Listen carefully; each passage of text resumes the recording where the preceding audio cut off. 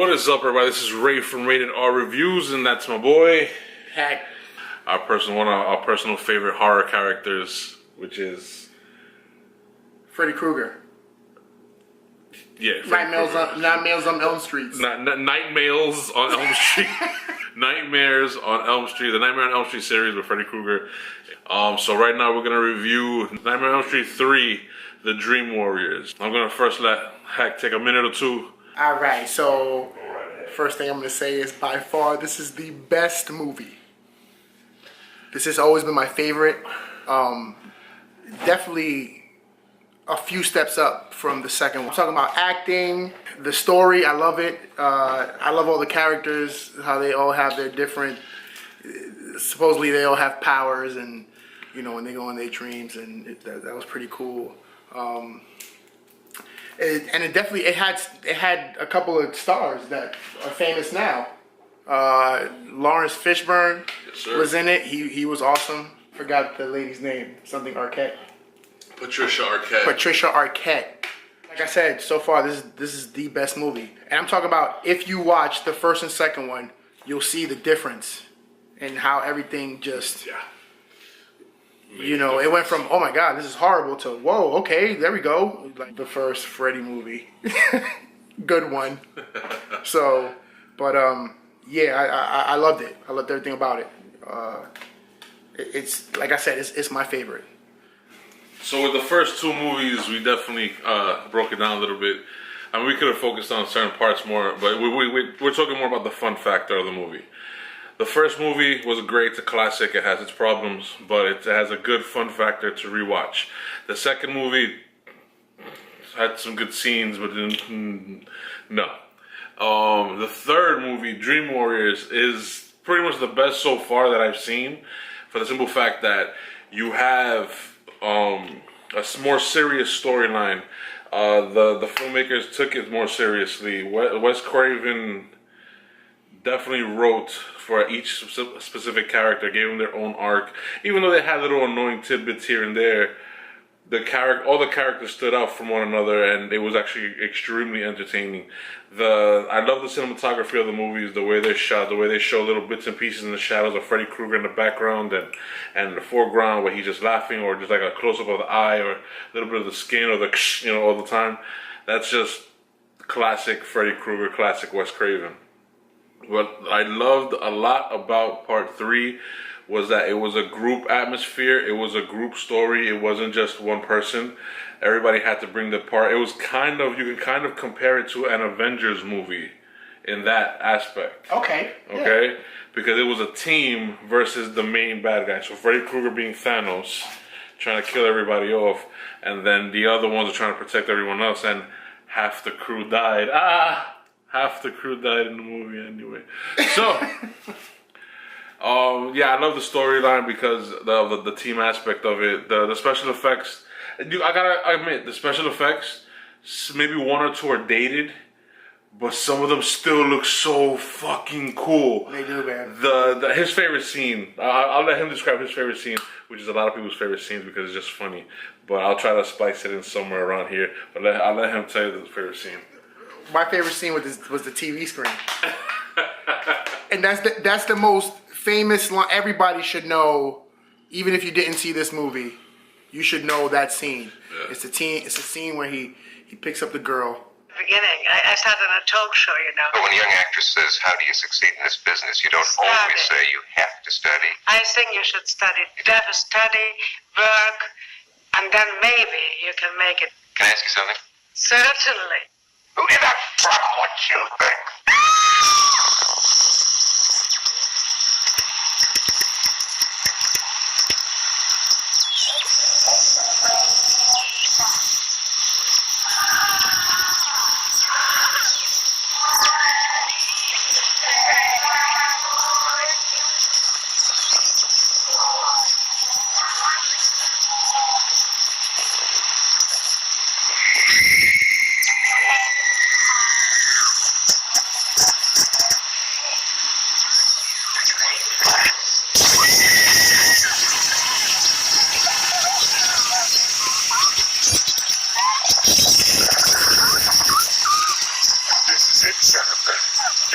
breaking TV. From the front line, bitch. After Lawrence Fishburne's character comes in, sees her hanging there. Amazing. You have to understand when you watch certain parts of the movie that happen when a character walks in on another character's death. You gotta wonder what the fuck is going through that character's mind. like if me being a real person in real life walking into a room, all of a sudden there's a human body literally hanging from a TV that's burning on the wall. I'm gonna be like, what the fuck? Like, holy shit, help! Help! I'm not touching the body. Hell no, I'm getting electrocuted my dumbass. Hell no. And the whole time is like, how did she get up there?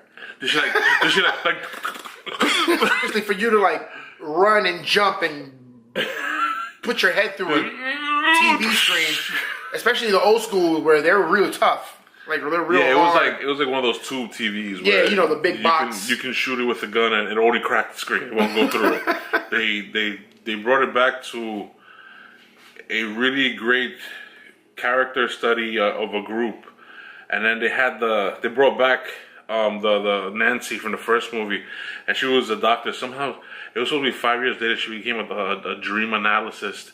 Within 5 years, I didn't understand how. I mean, maybe she's super fucking smart. Maybe she just got that shit down packed. I don't know, but she was really good in the movie too.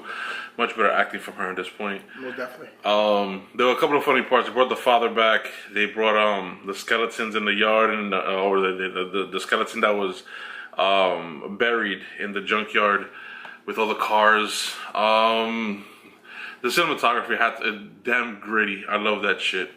It was awesome. I wish some more movies would be made along those lines. If they bring back the Nightmare on Elm Street series, not like the 2010 version, but if they brought it back with a much better storyline and more of a Freddy character, because that was a problem with 2010s. But we'll get there. We'll review that eventually. We're never gonna find anybody like Robert Englund. Maybe somebody who can get there.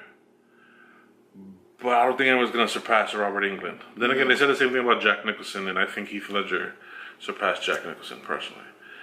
But that's me. That's Joker. That's a whole different villain. But yeah. I don't know why that comment bothered me. Do you like Jack Nicholson better as a Joker? I mean, he was a great Joker. I think there were two different Jokers. Oh yeah, by far. One was more comedic. The other one was more serious. I mean, yeah, one was definitely a gangster, and one was. But Heath Ledger, chaotic. He did it. I like the chaotic version of Joker better. Yeah. Okay. My person. See, we can't agree on everything. Yeah, nobody's gonna agree on everything. Yeah. So, Nightmare on Elm Street Part 3: Dream Warriors. 1 out of 10. I'm gonna give it an 8.5. Ooh. I'm gonna give it an 8.5. That's definitely by far my favorite. Till this day, I'll watch it again and be okay with it. I gotta admit, right now, Part 3 is the most rewatchable, the most fun. It has the better. I'm not gonna say great acting. It has the better acting from all three movies. Yeah. I mean, nobody surpasses Robert Englund, obviously, but damn, I'm gonna have to agree with him. 8.5. I'm gonna get 8.5 as well. Awesome. Because rewatchability alone, I would rather watch Dream Warriors over and over again rather than the first two. Yeah, I've watched it a million times. He know it. We were watching the movie, and I was just saying. And he was just spread out lines. I haven't seen the movie. I haven't seen these movies in about maybe 10, 15 years. I haven't seen them. And I remember the last time I saw them, I was actually scared of them because I was a kid at that time. But now I'm watching them again. Now I'm more from a filmmaker's perspective. That I'm looking at everything, and I'm like, a lot of this shit is fucking great. It's really well done. It's really well executed. And the storylines are very dark. Like, some people put some dark storylines in here, and it takes a lot of energy out of you to write some dark storylines. Trust me, I read a couple where I'm like, damn, that's kind of, where the fuck did that come from? I'm like, oh yeah, because I saw the Freddy Kruger movies when I was a kid. But yeah, 8.5. Definitely recommend this movie if you haven't seen it. Even if you haven't seen the first two, fuck it, just watch this one. It's fine. Because to tell you the truth, it stands on its own. Right. The only thing, if you haven't seen the first one, is you won't really know the chick is. Who Nancy is. Who Nancy But it's is, okay because they give her a little bit of a backstory in this one, so you kind of figure out who it is. Just watch the first one, second one if you wish as a prequel, because the third one is really so far the best one. Yeah. So this is Ray from Rated R Reviews. This is your boy Heck. Thank you so much for watching. Thank you. Watch that movie. That shit is awesome. Yeah. Peace. This ain't over.